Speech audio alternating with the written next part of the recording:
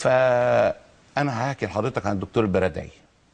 الدكتور البرادعي يوم 28 يناير الساعه 5:30 اجتمعنا عشان بعد انهيار الشرطه وسقوط النظام الفعلي. فين؟ في بيته؟ لا، اجتمعنا كنا في الميدان.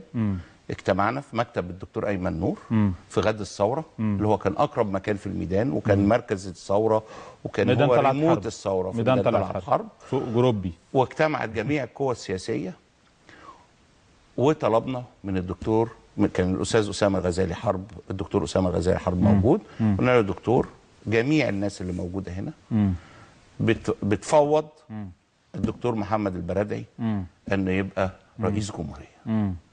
وبالفعل قعدنا برنامج، وبعض السفارات الكبرى اتصلت بناس موجوده من خلال تليفون ارضي كان موجود لان ما كانش في تليفونات، واتملى بيان. كانوا قاطعين الموبايلات. كانوا قاطعين الموبايلات.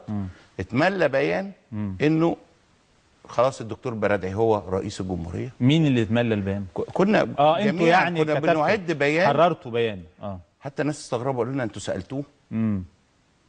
احنا فوضنا الدكتور اسامه الغزالي حرب انه يكلمه، اتصل بيه يكلمه. كان وجود الدكتور، كان في ناس كتير موجوده، وكان جميع وكله مقتنعين تماما ان هو الراجل المرحله الانتقاليه المنتظر. اختفى الدكتور البرادعي. اختفى في هذا اليوم ولا اختفى عموما؟ اختفى ولم يظهر. ما ظهرش غير بعد سقوط الرئيس. وراح 10 دقايق الميدان. طبعا هو خاف على نفسه. بس يا اخي لا، ده هو طلع من مسجد الاستقامه في الميدان الجيزه يوم 28 واختفى بعديها، وطلع مع الاستاذ ابراهيم عيسى، وبعد كده اختفى. الدكتور برادعي ما دخلش انتخابات تاني مره، ما دخلش انتخابات الرئاسه. احنا كلنا معاه. هو اصلح واحد يقود مصر الان او في اي وقت، الراجل معروف عالميا. لكن انت بتنتقد انه بيظهر ويختفي. تنتقد هذا حضرتك النهارده ما دخلش انتخابات الرئاسه ليه؟